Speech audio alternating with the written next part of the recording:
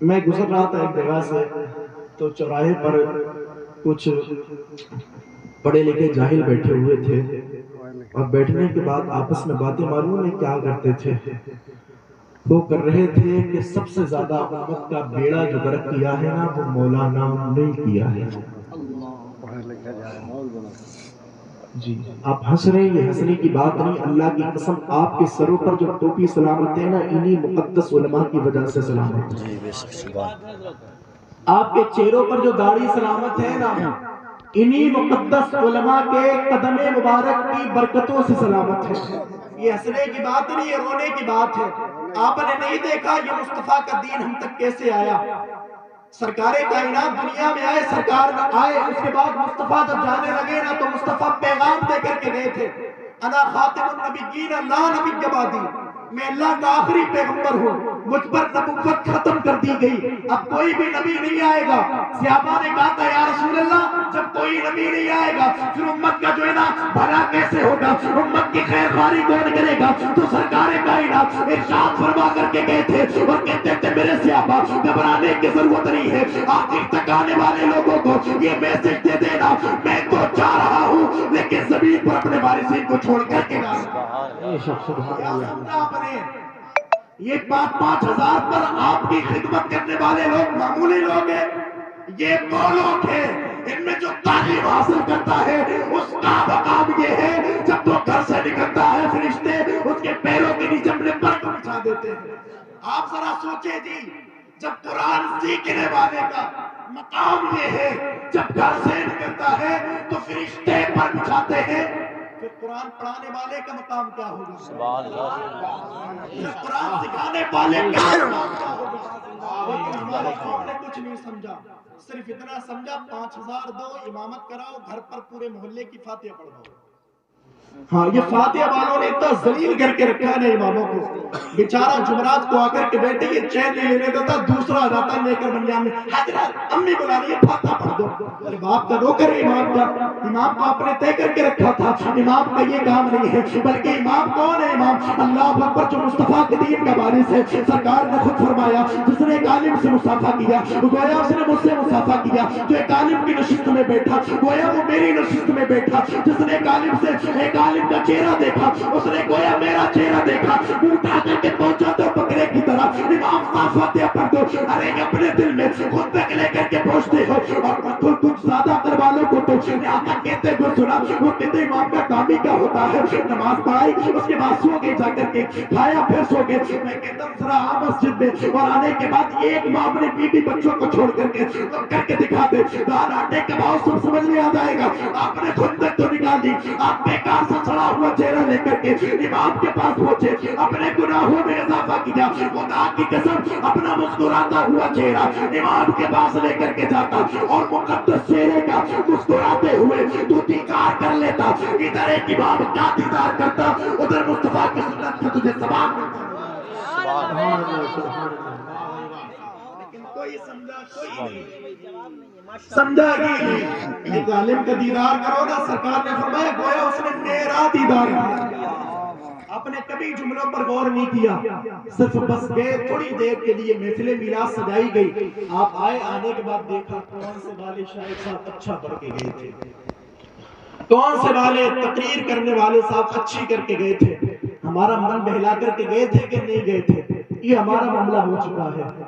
اور جلسوں میں وہ ٹھٹا بازی، وہ ہنسی چٹکلے، میں بالکل بھی اس چیز کا قائل نہیں الحمدللہ، لیکن اس لیے کہ یہ منبر رسول ہے اور اس کا ادب اور احترام ہر ایک پر واجب ہے، اس کا ادب کرنا چاہیے، لیکن یہ منبر رسول ہے، یہاں سے قوم کو میسج دینا چاہیے، یہاں سے قوم کو جو ہے نا بتانا چاہیے کون سی بات پر عمل کرنا ہے اور کون سی بات پر عمل نہیں کرنا، یہ منبر رسول ہے۔ اور اسی منبر پر بیٹھ کر کے میں آپ سے کہتا ہوں میں آپ کا امام نہیں ہوں، ٹھیک ہے، اور کوئی یہ بھی نہ سوچے کہ امام صاحب نے مجھ سے کہا ہے حضرت اسی پر بولنا، کہ وہ باتیں تو ساری پہلے ہی معلوم ہو جاتی ہیں کہ کون سی چیز کی کہاں پر کمی ہے، اور اکثریت یہ ہے کہ اماموں کو اصل میں لوگوں نے نوکر سمجھ کر کے رکھا ہے، جس کی بیوی بھی نہ سنے نا، جس کی بیوی بھی نہ مانے، اگر بیوی سے اونچی آواز سے بات کرتے تو بیوی کھانے کو کھانا تک نہ دے، وہ اگر کہ امام پر غصہ اتارتا، لڑ کر کے آتا اپنی بیوی سے،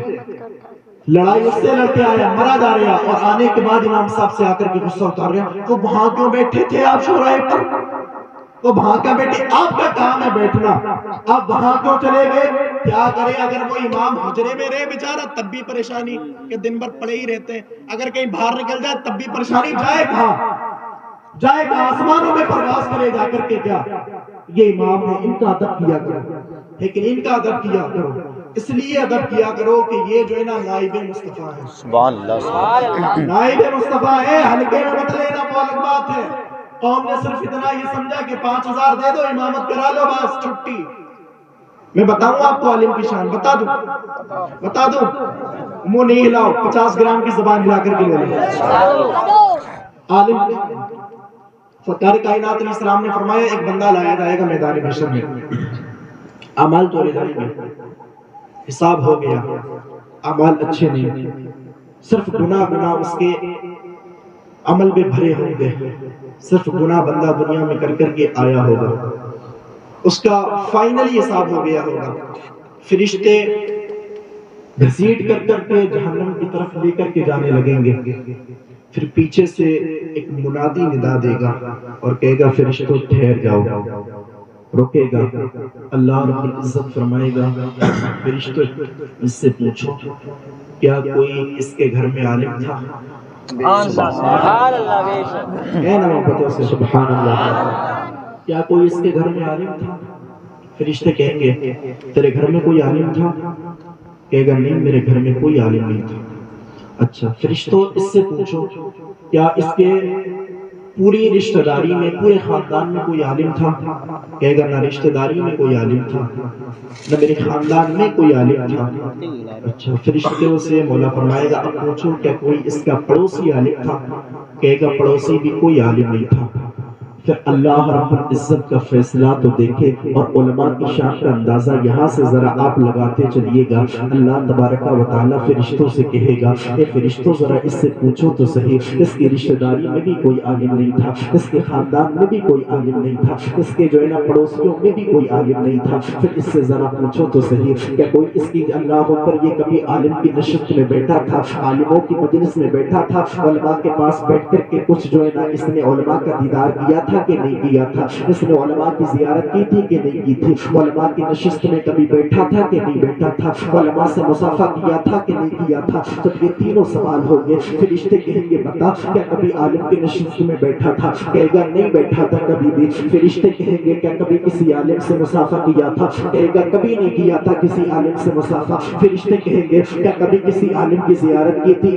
کہے گا نہیں کی تھی کسی بھی عالم کی زیارت۔ اللہ اکبر، اب رب ارشاد فرمائے گا فرشتوں اس سے ذرا پوچھو تو صحیح کہ اس کا کوئی دوست عالم تھا؟ کہے گا میرا کوئی دوست بھی عالم نہیں تھا۔ اچھا تو دوست بھی عالم نہیں تھا، کوئی پڑوسی بھی عالم نہیں تھا، کوئی خاندان بھی عالم نہیں تھا، کوئی پڑوسی بھی عالم نہیں تھا، کبھی عالم کی مجلس میں بیٹھا نہیں تھا، کبھی عالم سے مصافحہ کیا نہیں تھا، کوئی اس کا دوست بھی عالم نہیں تھا۔ مولا فرمائے گا لے کر کے چلے جاؤ جہنم کی جانب۔ اللہ اکبر، اب پھر جو ہے نا مہر لگ گئی، اب پھر سند مل گئی، اب اس کو جو ہے نا پھر سند مل گئی، جا تیرا حساب جہنم کی طرف ہو گیا ہے۔ اب فرشتے پھر گھسیٹ کر کے لے کر کے جاتے ہوں گے۔ اب مولا فرمائے گا، اب رب تبارک و تعالیٰ پھر سے آواز دے گا اے فرشتوں ٹھہر جاؤ۔ اب فرشتے پھر رک جائیں گے، اب فرشتوں سے مولا کہے گا اے فرشتوں اس کو پوچھو تو صحیح کہ اس کے دوست کا دوست بھی کوئی عالم تھا۔ اب جب اس سے کہا جائے گا یہ بتا کہ تیرے کوئی دوست کا دوست بھی عالم تھا، یہ کہے گا ہاں ایک دوست تھا جو فلاں جگہ کا رہنے والا تھا،